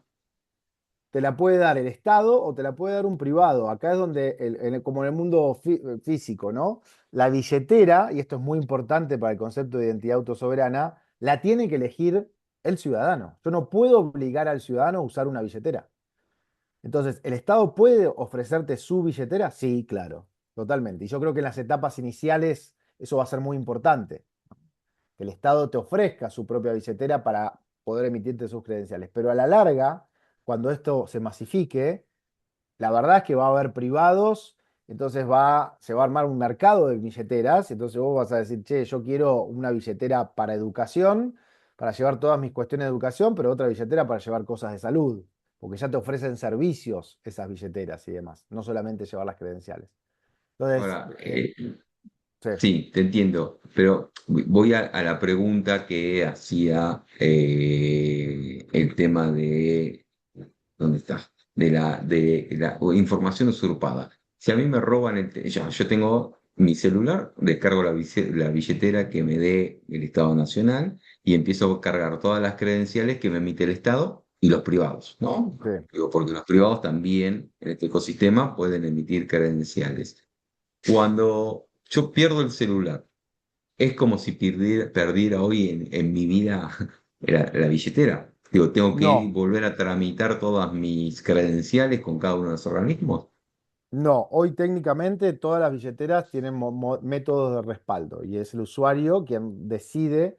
A ver, primero, todas las credenciales, acá les muestro una billetera, perdón que no se va a ver demasiado bien, pero no puedo compartirlo. A ver, déjenme, a ver si puedo compartir, vamos a hacer una prueba. Están viendo mi pantalla completa, ¿no? O sea, ahí Sí. ven. No, no, no, solamente la presentación. Ah, bueno, entonces déjenme que abro mi teléfono, denme un segundito, y les comparto cómo se ve una billetera con las credenciales y todo lo demás. Denme un segundo. La respuesta corta, Luis, es no. Hoy vos tenés métodos de respaldo de tus credenciales. Las credenciales siempre se guardan en el dispositivo de la persona. ¿Ok? Entonces, mis credenciales no están guardadas en un servidor central y demás. Mis credenciales las guardo yo y están en mi dispositivo. ¿Ok? Espera que voy a compartir pantalla completa. A ver si me deja. Ah, duplicación del iPhone, acá está. Ahí ven mi teléfono. Ahora sí. Perfecto. Ahí está. Este es mi teléfono. Lo que están viendo acá es credenciales que yo tengo emitidas por empresas, por gobiernos. Por ejemplo, este es el pasaporte, ¿no? Este es el pasaporte argentino con datos verdaderos de mi pasaporte, básicamente. Esta credencial está almacenada en mi dispositivo. ¿Ok? Ahora, yo puedo hacer backups en donde yo decida, respaldo, por ejemplo. Entonces, respaldo las puedo exportar e importar, entonces las puedo guardar en un Google Drive o donde yo quiera y donde yo decida. Eso es una decisión de la persona. ¿Qué pasa? Todas traen mecanismo de restauración. Si yo pierdo, ¿ves? Porque puedo exportar mis llaves del identificador. Si yo pierdo el dispositivo, yo las puedo respaldar. Ahora, si yo pierdo el dispositivo y no tenía respaldo, ahí sí es como en el mundo físico, Luis. Tengo que ir a cada una de las instituciones y decir, che, perdí el carnet del gimnasio, la licencia del gimnasio. Ah, bueno, se la volvemos a emitir, ¿no? Entonces es una lógica de emisión. Pero hoy, digamos, cada vez es mucho más fácil el respaldo de todas estas credenciales. Ustedes están viendo ahí distintas credenciales. Algo importante, las credenciales yo las puedo usar en el mundo físico o en el mundo digital, la misma credencial. Entonces, por ejemplo, el caso del pasaporte, si yo voy a una frontera presencialmente, yo le comparto el código QR de esa credencial, con la misma billetera, el verificador escanea ese código QR y puede verificar la llave del emisor, la firma del emisor, la firma del poseedor, que no fue adulterada, etcétera, etcétera, de esa credencial. Ahora, esta misma credencial yo la puedo usar en el mundo online. Por ejemplo, se la puedo compartir a un hotel, mi pasaporte, antes de llegar al check-in, para que cuando ya llegue, ya el hotel tiene toda la información que necesita acerca de mí y pueda ingresar directamente a la habitación, ¿no? Entonces, déjenme mostrarle ahora, y están viendo cómo se ve una wallet, básicamente con distintas credenciales. Déjenme, voy a dejar de compartir de vuelta. Déjenme mostrarle algunos casos de uso. Volvemos acá. A ver. Ahí están viendo la pantalla que dice experiencias con identidad Sí. digital verificable. Bien. Ujú, sí, Acá les voy a sí. mostrar algunos casos de uso de la wallet que les mostré recién en el teléfono, ¿no? Entonces, imaginemos que yo tengo que validar mi identidad en un sitio de apuestas online. Entonces, tengo que validar que soy mayor de 18 años. Hoy tendría que pasar por un proceso de KYC, de mirar para un lado, saltar en una pata, qué sé yo, qué sé cuánto. Bueno, si a mí el Estado me emitió una credencial de identidad, yo eso lo podría hacer muy fácilmente, ¿no? Básicamente, ¿cómo lo haría ese proceso? Escaneando un código QR. ¿Ok? Esperen que voy a levantar el servidor que está dormido. Entonces, va a tardar un cachito. Esto es un demo, obviamente. Pero básicamente yo lo que voy a hacer es escanear ese código QR. ¿Con qué? Con la wallet. Escaneo el código QR con la wallet. Y fíjense, ahora lo que me está diciendo, perdón que no se va a ver tan bien, es el casino le está pidiendo una credencial de identidad. Yo tengo la credencial de identidad y el pasaporte. ¿Ok? Yo decido cuál le comparto. Y esto es algo muy importante. Todas tienen selective disclosure, que es, yo puedo decidir qué información le comparto y cuál no. Entonces, por ejemplo, acá este casino nada más necesita saber, por eso está como obligatorio, mi fecha de nacimiento para calcular que soy mayor de 18 años.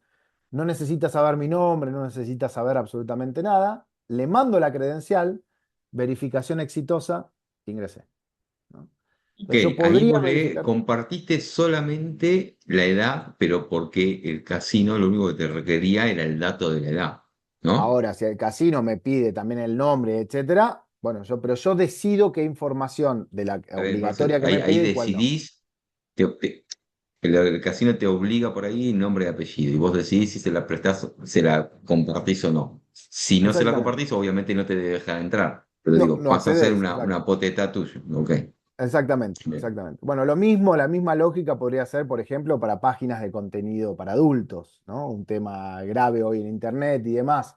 Como esto protege mi privacidad, es decir, nada más le podría mostrar a esa página mi fecha de nacimiento sin mostrarle mi nombre, sin mostrarle nada, etcétera, podría verificar lo que necesita verificar esa página sin la necesidad de compartirle el resto de información, información verificada y lo mismo que antes, ¿no? Ahora, hay otros casos de uso. Vayamos a los de gobierno. Imagínense que yo quiero hacer un trámite en gobierno y necesito completar un montón de formularios de información, etcétera. Pero yo ya tengo las credenciales que necesito para hacer ese trámite. Lo mismo, con escanear un código QR si tengo el dispositivo, si no también hay wallets del navegador. Pero me está diciendo el gobierno le está solicitando estas credenciales. Por ejemplo, que soy el titular de mi empresa, que soy el titular de mi comercio, etcétera, etcétera, etcétera. Le comparto las credenciales que me está solicitando, básicamente, las verifica y fíjense, se completa toda la información que yo tenía directamente en esas credenciales y hacer un trámite se puede transformar en simplemente escanear un código QR. Otros casos de uso, por ejemplo, login con credencial. Hoy, lo que decíamos antes, yo me tengo que registrar en 200 portales distintos, acordarme de usuarios de contraseñas, mismo en el Estado, ¿no? ¿Qué pasa? Si yo podría hacer login o verificación de identidad directamente con la credencial. Entonces, sin usuario, sin contraseña, con la misma credencial, ahí me está solicitando la credencial de identidad, le comparto la credencial de identidad y directamente, sin hacer ninguna otra lógica, me logueo, bienvenido Lucas, el mail, toda la información que estaba en la credencial, ¿no? Un último caso, por ejemplo, los bots de WhatsApp. Hoy interactuamos con un montón de bots. Ahora, ¿cómo sabe el bot que es Lucas quien está? ¿No? Bueno, hoy es muy difícil eso para el bot. Bueno, con esto se simplifica porque yo, hola, me quiere verificar que el otro lado efectivamente está Lucas, me está pidiendo la credencial de identidad.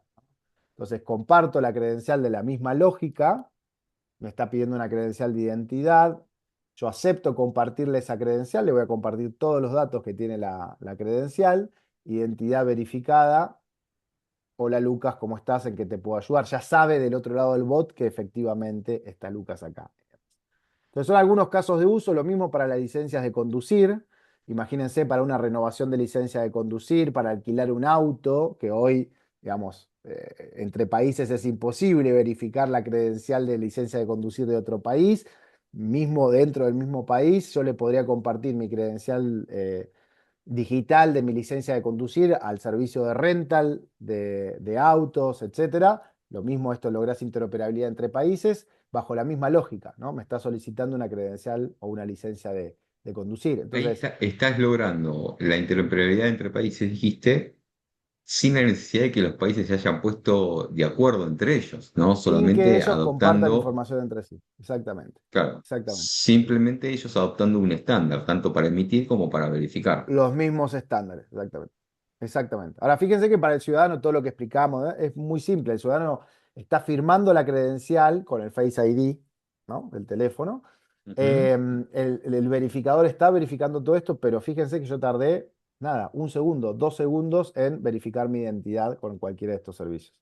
Esto es lo que está haciendo la Unión Europea, digamos, el eIDAS y la wallet de identidad. Esto es lo que está haciendo Canadá, lo que está haciendo Estados Unidos y bueno, de a poquito en América Latina hay muchísimas ciudades y países que ya están implementando este tipo de soluciones para todo lo que es la gestión de las credenciales y la identidad. Con eso, hasta acá llegamos, Luquito. Ahí, Lucas, me encantó, como siempre, es sumamente enriquecedora, como ahí decía Natalia, cómo lo contás. Sé que hablamos muchísimo del tema de identidad, ¿no? Credenciales de identidad, cómo nos identificamos y demás. Mi pregunta es, ¿yo puedo también emitir otro tipo de credencial? Por ejemplo, un título universitario. Puedo emitir, bueno, En hablaste de licencia de realidad, conducir, pero En realidad un hablamos de trámite, termina credenciales un para trámite y... simplificarlo, pero olvídense de la credencial, es información verificable. Entonces, cualquier cosa Ok. que sea información verificable se puede transformar bajo esta lógica. Historia clínica, por Un- ejemplo, ¿no?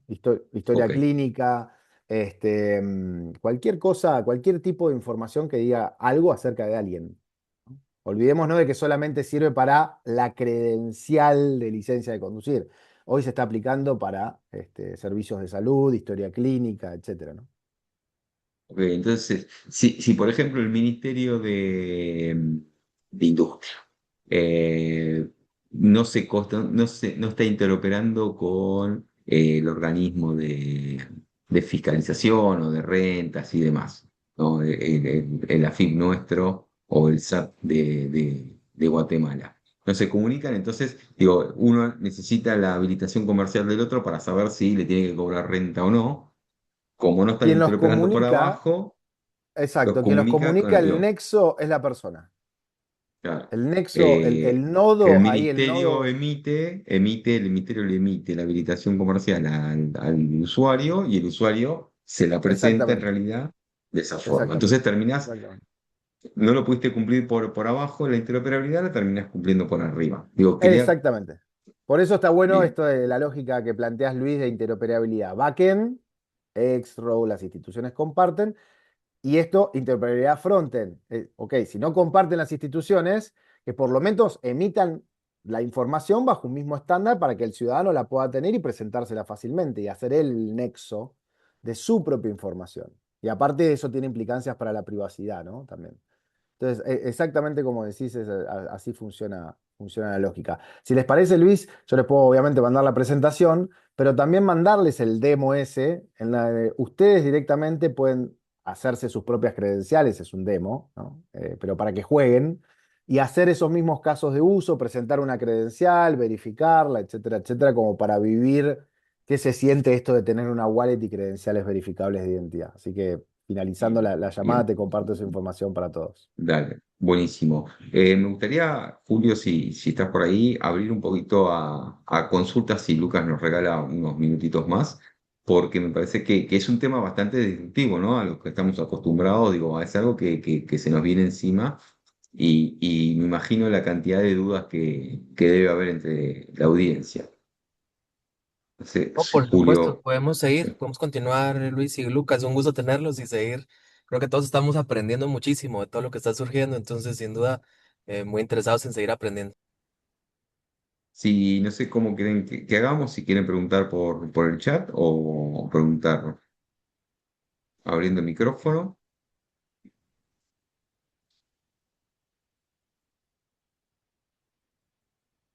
Aprovechemos que Lucas está acá y casos de uso, nos mostraste recién, Lucas, algunos, ¿no? Digo, bueno, con una aplicación de demo. Concretamente, ¿qué países de Latinoamérica están hoy trabajando? Buenos Aires, pero ya Mira, es real, eso ya es real, sí, ya sí, funciona. sí, Buenos Aires hoy emite más de 80 tipos de credenciales distintas bajo este formato. Tiene más de 1,5 millones de DITs, o sea, de identidades de la ciudadanía emitidas. Hay varias ciudades que ya lo tienen en producción, Nuevo León, el estado de Nuevo León en México, la provincia de Salta en Argentina. A nivel de país, ahí se están empezando lo que son los pilotajes, ¿no? Las pruebas piloto en Perú, el RENIEC de Perú ya está avanzando en el pilotaje para el DNI de Perú que sea bajo esta lógica. República Dominicana, Uruguay anunció también el lanzamiento de su propia wallet. Entonces, a nivel nacional todavía estamos en fases de test o de testing. A nivel subnacional de las ciudades han avanzado mucho más rápido y ya hay ciudades como la ciudad de Buenos Aires que decíamos, tiene más de 80 tipos de credenciales emitidas bajo esta lógica, ¿no? Se está empujando de abajo hacia arriba, en realidad. Yo creo que sí, que está sucediendo un poco eso, ¿no? Ahí Duncan dice Mira, cómo se acá, vende sí, el concepto a las entidades que están tan acostumbradas al manejo de documentos físicos para validar la identidad. A ver, como cualquier proyecto, digamos, de cambio institucional, ¿no? O de cambio cultural, la forma más fácil de venderlo es que sea simple. Digamos, el papel es simple. El papel es incordio para todos, pero es simple, ¿no? Ahora, fíjense que muchas veces le exigimos cosas a lo digital que no se las exigimos al papel. Todas las verificaciones en papel, ¿no? Aquellos que manejan expedientes o documentos físicos confían en qué, en la firma. Y la firma es un garabato que, salvo un perito, cuando yo recibo la está firmada, no la estoy verificando, la miro así que esté firmada, no la mando un perito a que caligráfico a que la vea. Ahora, ¿por qué? Porque es fácil, porque es simple, ¿no? ¿Vea? Recibo el papel, lo miro, pasó. A veces me piden certificación, ahí sí, si es algo una certificación de un notario o de un escribano, ¿no? Pero eso es carga para el ciudadano. Para el Estado, viene con la certificación, la mira, pasó. Hay algo que para mí es clave en todo esto, que es que sea simple, que la verificación sea simple, ¿no? Que no necesite un dispositivo nuevo para hacerlo. A ver, firma digital, todos conocen firma digital acá. Una de las cosas que tiene la firma digital es que o necesitas un token y enchufarlo y un firmador, instalar un software, que tenerlo actualizado, que no se venza el certificado, ir a renovarlo, etcétera. O en algunos países, por ejemplo, el DNI con chip, ¿no? Que necesitas un dispositivo para conectarlo a la computadora y meter el DNI y pues firmar con el DNI con chip y demás. Todas esas cosas no estamos acostumbrados a hacerlas y son un incordio. Gran parte de muchos países, el fracaso, entre comillas, de la masividad de la firma digital tiene que ver con que no son simples, ¿no? No son simples. Entonces, para mí, Duncan, gran parte de cómo se lo vendés a las entidades Obviamente que tiene que haber una capa de seguridad, que esto lo tiene y demás, pero si no es simple para la entidad el manejo de esto, la fricción puede ser muy alta. Ahí Patricia Sí, dice, sí, esto sí. significa un gasto permanente para el portador. Por internet, la wallet de respaldo. A ver, las wallets son gratis, las wallets no tienen, no hay solo una wallet, hoy ninguna de las wallets tiene costo. Sí, después si la wallet empieza a ofrecer otro tipo de servicios, por ejemplo, ¿qué es lo que va a suceder, Patricia? Las wallets se van a transformar en un agente. Entonces, que lo que se está viendo hoy es que las wallets van a transformarse en eh, acá en Argentina le decimos mandatario o gestor, la persona que hace trámites a tu nombre. Bueno, las wallets se van a transformar en un agente, pero eso ya tiene otra lógica. Pero la wallet en sí para almacenar comúnmente no tienen costo. El respaldo, bueno, sí, uno decide dónde respaldarla. Yo las credenciales las puedo respaldar en un Google Drive o en mi computadora o en donde lo decida. Y bueno, sí, obviamente el costo de internet, ¿no? Obviamente. Pero no hoy, para el portador hoy no tiene casi gasto, ¿no? Más allá de su uso normal. Bueno, Lucas, sé que te tienes que ir, perdón que te demoramos un poquito de más, pero la verdad que No el pasa tema es nada. sumamente interesante, así que queríamos escucharte que nos expliques todo esto. Así que muchísimas gracias por tu participación y bueno, démosle un aplauso a Lucas antes de que se vaya y agradecerle Gracias a ustedes por haber por la estado acá. invitación. Ahí les dejo mi mail acá en el chat. Siéntanse libre por acá, por LinkedIn, por donde quieran. Seguimos en contacto. Gracias Luis por la invitación. Gracias a todos por la participación. Y gracias Julio y Jorge. Me encantó volver a verlos, aunque sea virtualmente. Espero que próximamente sea presencial. Abrazo para todos. Vemos, muchas Chao, gracias. gracias. Cualquier cosa que nos quieras compartir, lo compartimos también con los participantes. Ahí quedamos en contacto. Un Yo le abrazo. mando a Luis y se lo comparten. Perfecto. Abrazo. Bueno, ahí los últimos minutitos que nos quedan, quería nada, hacer un resumen de lo que habíamos visto. A ver si se lo puedo compartir. Ahí. Más que nada porque estábamos en una capacitación, un curso, unas sesiones del tema de interoperabilidad, ¿no? Y cuando estábamos preparando este curso, que justamente intercambiaba con Julio las posibilidades que había de a ver cuál es el alcance del curso y demás, me parecía importante dedicarle un rato al tema de justamente interoperabilidad front-end, como lo veíamos, que era el caso de las credenciales verificables, porque si bien en las anteriores sesiones pudimos ver, bueno, cuál es la estrategia para implementar la interoperabilidad, cuál es el alcance, cómo lo podemos llevar adelante, cuáles son las plataformas, y empezamos a ver el detalle de una plataforma en particular.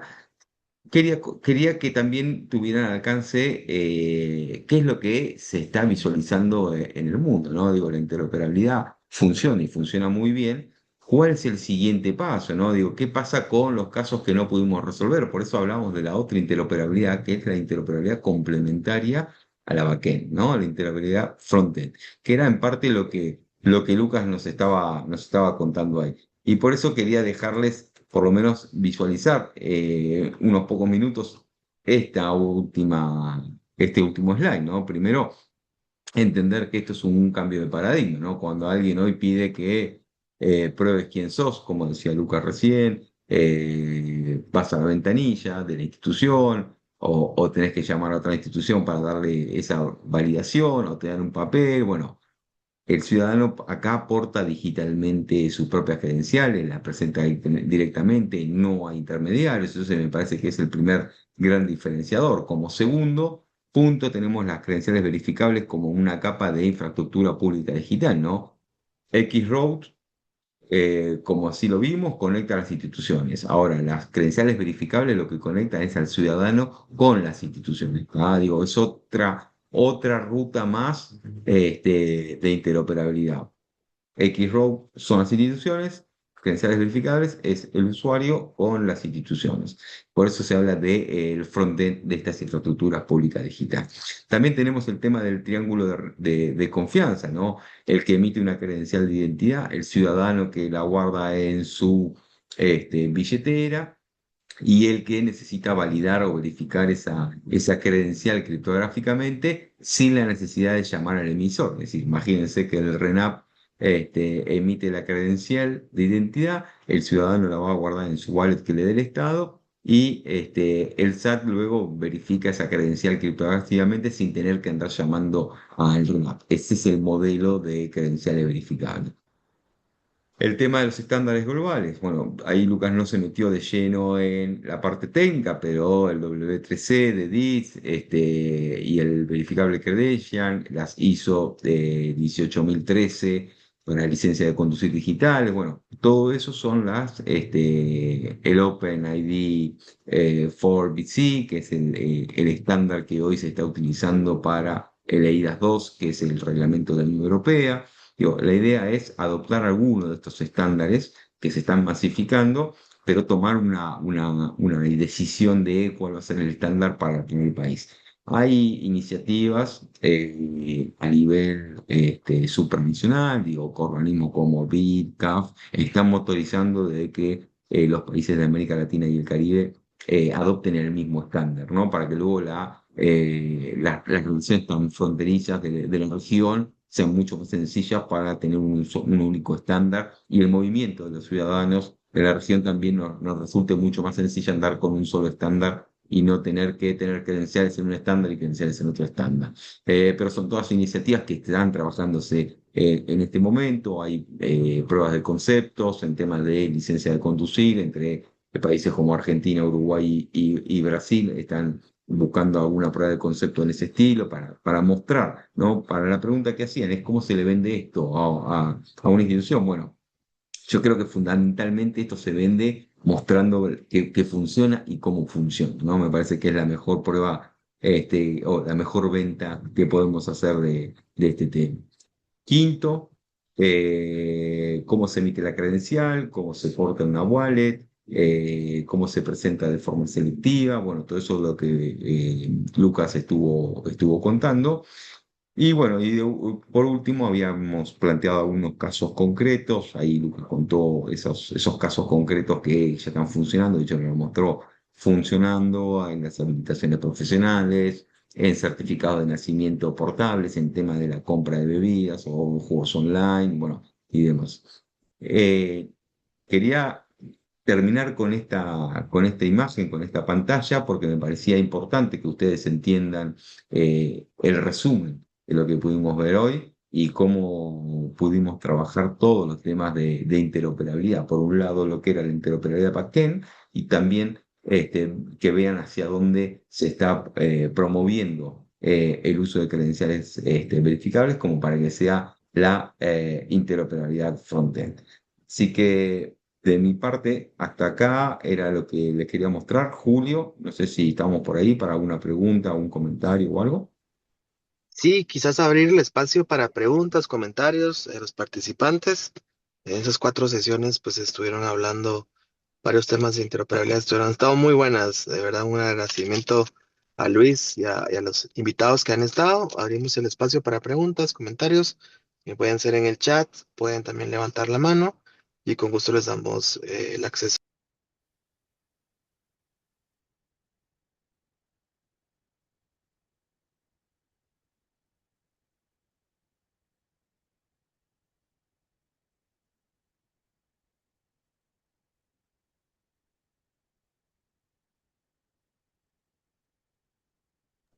Listo, si no fuera el caso, un agradecimiento muy especial a Luis. Realmente tuvimos el gran honor y el lujo de tenerlo como facilitador. Realmente es un experto internacional, ¿verdad? Entonces les pido por favor un fuerte aplauso digital y también sus mensajes ahí por el espacio de comentarios, aprendiendo muchísimo de un gran experto que nos ha abierto muchas luces, ¿verdad? De lo que está ocurriendo, lo que ha pasado y lo que viene también. La sesión de hoy fue muy inspirador también hacia el futuro.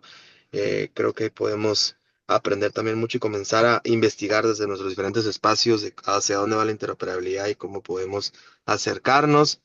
Tenemos las sesiones grabadas, les vamos a compartir las 4 sesiones para que ustedes van a tener de referencia en esos momentos. También Luis muy amablemente nos compartió la semana pasada su presentación anterior, también se las haremos llegar por los diferentes espacios. eh, de lo que se ha venido conversando, esos materiales para que puedan seguir profundizando. Y de nuevo, muchísimas gracias, Luis. Creo que fue un espacio muy, muy interesante para todos.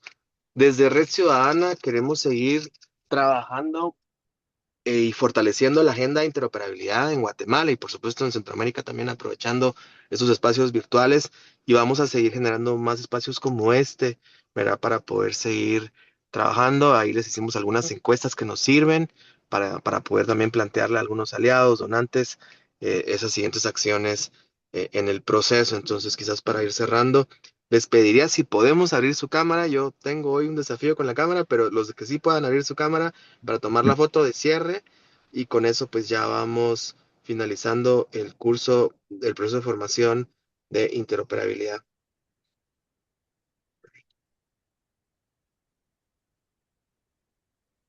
Perfecto, ya vi bastantes cámaras abiertas. Saludos a Alejandra, a Duncan, a Giovanni. Ahí está Jorge. Ahí Jorge nos mandó mensaje. Lucas, ¿verdad, Jorge? Nos vamos a ver pronto en Guatemala en el Abrelatam con datos. Hay que invitarlo, igual a Luis y por supuesto a todos ustedes que puedan sumarse. Entonces, a la cuenta de tres, tomamos la foto oficial. Saludos, Dani, también de la CNC. Una, dos y tres. Y los que cerraron y pestañaron los ojos. A la licenciada Pate, también saludos. Uno, dos, tres. Licenciada Silvia, ya. Muchísimas gracias. Seguimos en comunicación, seguimos pasando el espacio de Conecta Futuro. Hoy cerramos el primer semestre de cursos de formación. Nos tomaremos unas semanitas para poder hacer todo ese trabajo, poder compartir información y también les adelanto la primicia. Entregaremos en Guatemala varios procesos de formación certificados de forma presencial. Entonces ahí, por favor, estén atentos a su correo porque estaremos haciendo algunas entregas presenciales de estos certificados con autoridades que nos han apoyado en este proceso y han creído en nosotros y creo que regresaremos con los siguientes procesos de formación, otra primicia, en julio sobre inteligencia artificial aplicada a la función pública. Entonces, muchísimas gracias, seguimos en comunicación, que tengan un excelente fin de semana y estamos en contacto. Gracias. Gracias, Luis.